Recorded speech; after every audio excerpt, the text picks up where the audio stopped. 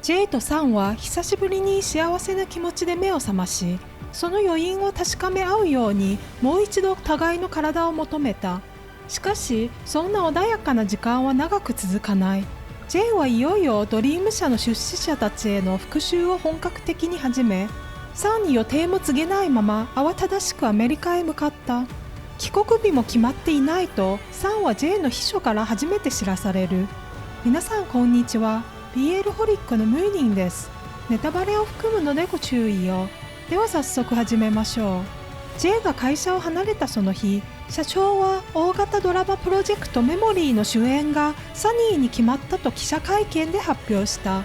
その祝賀会でサニーはまたしても新人俳優を出資者に差し出そうとするが、一度彼らから暴行を受けていた新人はすでにサンと手を組んでおり、犯行の証拠となる映像を撮影してサンへ送ろうとしていた。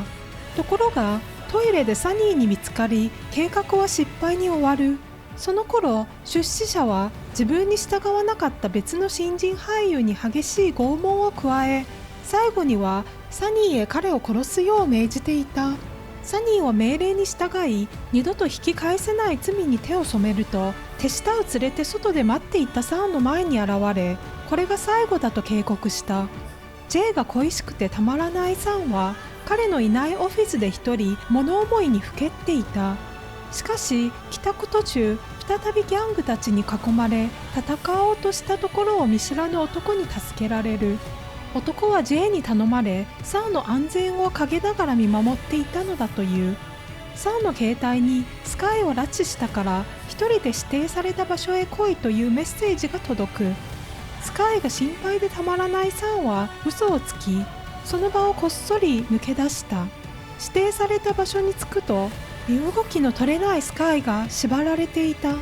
サンは彼を救うためたった一人で敵の中へ飛び込む。頭に激しい一撃を受け、全身血だらけになっても弟のように思っているスカイだけは絶対に死なせるわけにはいかなかった。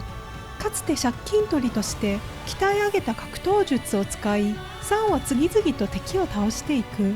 意識を失ったスカイを背負い、最後の力を振り絞ってその場から逃げようとするが、出血がひどく次第に意識が遠のいていく。そこへ J から電話がかかってきたものの、地面を這うサンには応答ボタンを押す力さえ残っていなかった。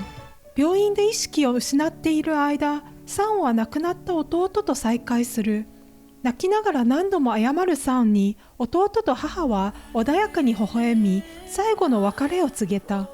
サンがはっと目を覚ますと、無事だったスカイとマネージャーが心配そうに彼を見つめていた。あの日、サンたちを助けたのは、かつて彼が仕えていた借金取りのボスだった。その夜、J はサンの病室で彼が目を覚ますのを黙って待ち続けた。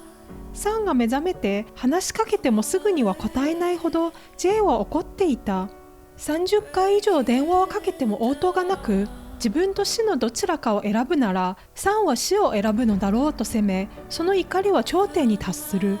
そしてポケットからナイフを取り出すと、サンの手に無理やり握らせた。サンが泣きながらやめてほしいと懇願しても、 J は鋭い視線でサンを見つめ、その刃を自分の手首へ押し当てて切りつける。悲しさで言葉も出ないサンを見た J は、これでようやく自分がどれほど苦しんだのか伝わったのだと力を抜き、そのままサンの肩に頭を預けた。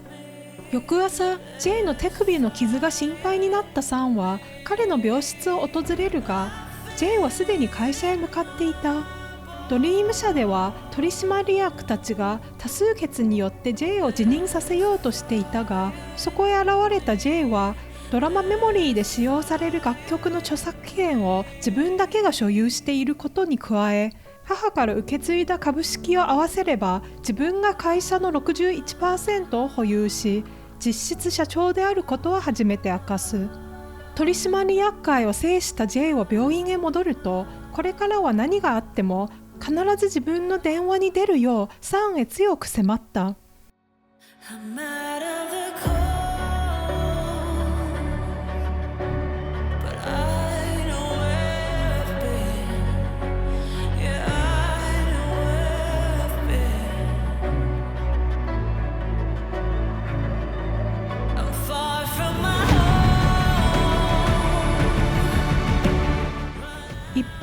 元ドリーム社の社長は帰宅途中の車内で射殺され、出資者も違法の通報を受けて駆けつけた警官に囲まれていた。抵抗しようとした際、手にしていたスタンガンが誤って自身の心臓ペースメーカーに接触させ、その場で命を落とす。全てを失ったサニーはその責任をサンに押し付けるが、サンはかつての借金取りのボスの名刺をそっとサニーのポケットへ入れた。それでも負けを認められないサニーは、これからサンの全てを奪ってやると言い放ち、その中にはジェイも含まれていた。自分の名前が聞こえたジェイはサンの後ろから姿を現し、サニーの目の前でサンの首筋にキスをしながら彼に向かって失せろと言い放った。こうしてサンとジェイはそれぞれの復讐に終止符を打った。6ヶ月後、ドリーム社が最も力を入れる大作メモリーの主演にスカイが抜擢されることが記者会見で発表される。サンはその作品には出演しなかったものの、自分のペースで俳優としての道を一歩ずつ進み始めている。しかしサニーは借金取りのボスの下で AV 男優として働くことになった。こうしてそれぞれが自らの選択の先に待つ結末を迎えた。また次回お会いしましょう。ではでは。